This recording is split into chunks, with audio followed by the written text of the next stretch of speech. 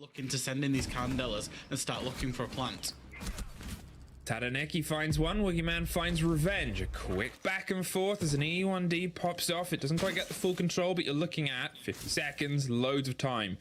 Salty suffers, I believe, in a Rooney gate. He just tried to slam his way through there, and they're trying to find this last final push. The Candela rolls its way down onto Pantry, gets a bit of a blind onto Coated, and there's the bit of the damage as they drive themselves through. Salty 5-0. Woogieman, all that's left. The door is castled off, so he's going to go for the retake over the top, but it's a post-plant. Once again, they have themselves in a multiple body advantage. The spray is scrappy. It doesn't quite get the full connection on either of them, but it's enough to make the next fight even more deadly. It's a rotate that's entirely caught out. Salty finally knocked off the board and sent into the ethereal coil, but it's Woogieman. Almost caught out by the rotation. The reveal of the player onto Pantry. They're going to pull themselves back. A late Grismont and a catch onto a player. They know where the supply line is. They know where the player is. They're buying as much time as possible. And they buy... About playing the pinch between the bathroom window and the double window, and then looking to go in for a plant because you've completely cut off all of DK. Ooh. Wow, you've also cut off their two big fraggers, although it's a team of it, Yas and Rin. Neither of them really able to get into this game as of this moment in time, and to be honest, you can't say that of many of the players. Woogieman is at least able to find one, gets entirely shut down in the response. Tadaneki steps up, and there's Katsang to make sure that it's a chain that ends in their favor. But they are still one body down, and there's only 30 seconds. That's the big draw right now. That's what Damonkey have to work with. Reject. They're trying to get themselves set up and structured. They have a rough idea on where the player is. The kit is cold, and they've got about 20 seconds to try and pull together this push. Salty's going to find his way towards the double window. Cross off a bit of an angle. The slow creep towards and the blind onto the bathroom. Katsang pulls himself back. Going to watch it with a little bit more range and cover. Coated is massively damaged. He can't get too aggressive on the swing, so instead they're going to get really aggressive on the fight. Tucked in. And the longer that goes unchecked, the more dangerous that can be because he can always swing his way around. He's tucked, hoping that they can pull off this. The destruction on towards the site wall itself. Yas could be massive here. If they've not really got an idea of where he's gone, they're not watching it. Tadaneki's going to smoke off the close corner there, and they're seeing if they can try and put the pressure onto the site. They got the breach open. They're trying to open the players behind at the plant on the chassis, but it's Rin and Candy. But Yas will take a moment to find his way around. It's the vertical that starts to suffer. It's locked in. Saves the life of Yas there with the swing round a post plant. Tadaneki, all that is left standing, going for a bit of a ring around the rose. He's inside the site. Rin final is off. The player that was downed. It's a swing round. Roll their way through, make as much noise as possible. There's the swing, there's the push, and here we go. Take inside the site, looks for the first, swings round, finds Katsang on the other side on the supply line, is able to try and keep that LMG going and gets coated too. It's a 3 versus 3 though, but Salty with the kit inside the site is going to see if he can stick it. Take is watching down the stairs, but Yas comes around the opposite side, drops down the hatch, and although the plant gets confirmed, they get the pickup pretty much instantly afterwards. Rin is going to go for the retake above. They know that Candy has to be there. They're holding on to the best of their ability. They try to go as fast as possible. There's the swing round. There's the first. The second is about to find themselves on the door itself, and they don't quite get it. It is Woogieman that gets the play back in. Rin's caught out. And Tadaneki's going to see if he can hold on just on the swing door between the bathroom and piano, caught on the drone, and pulls himself a little bit further back. Rin on one window, Coated on the piano, on the swing, and now onto the piano balcony. And they try and find and isolate a single reject player. They're still just shepherding them.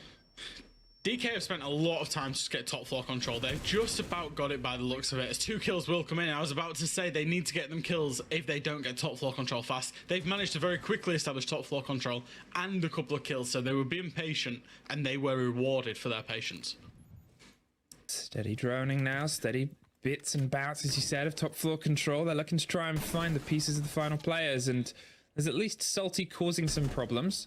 Up above, a hopping round on the window. They're now internal, and they now have a lot of that structure they can work with. They don't have to go for these dangerous debonair swings against the windows rather than the players inside. But 40 seconds. They're sort of waiting. Reject. They're hoping to get a catch on the players. They're playing slightly different positions. The flash means take the escape before it becomes something that entirely gets you caught out. Hold on to the angle and hope you can get the swing round. But it's Yas that finds window, finds one more for the trouble. Just leaves Salty and Take as they just start to drop and bring the pressure towards the site itself. Another one falls on the other side of Yas. Take, all that's left as the plant is being put down. They have time in terms of them trying to get a wall off on the breach. I mean, I think that's it. It's not just the fact that the bandit had more that he could do. Boogeyman had less. He lost his second grenade. So that little bit of miscommunication has meant he's got to try and build his way back in, and that's a hell of a shot to do as the first take. They've realized they've pulled off, so they can just sort of leave that and lock it. And there is obviously always that pressure of them going for the west main side instead. It's a little bit more width, and when you have less to work with, that's what you sort of need. Boogeyman, the slow creep over the top, has Take gun unknown. That could be that moment that comes in later to haunt them if they have misplaced and misplayed a player here from the side of Reject. Rin finds Take. Apparently not. They knew exactly where he was, and they were ready to catch him as soon as he went for the swing. The pressure from underneath. The Wamai almost gets entirely locked out by Woogie, who dropped with the Nook ability. Candy put out on a drone, just shoots it out and keeps themselves alive and guessing. 50 seconds, but with that hatch control, DK are in a good position to start pressuring the site. They're in a good position, but they're really short of time. That as we saw, they wasted a minute trying to breach, and they've had to go for a complete plan B approach. This is their second attack that they wanted to try. They wanted to go direct to the snowmobile, didn't achieve it, wasted a load of time, and even though they've got man advantage, there is only 30-40 seconds left. Candy can have a massive impact if he retakes the hatch very shortly.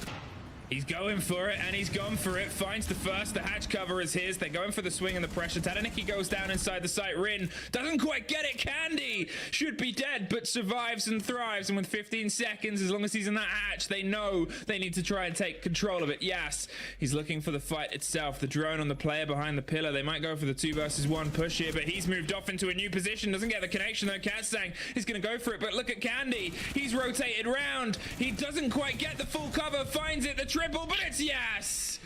Replaces the nomad trap, and we're back on with the same attack.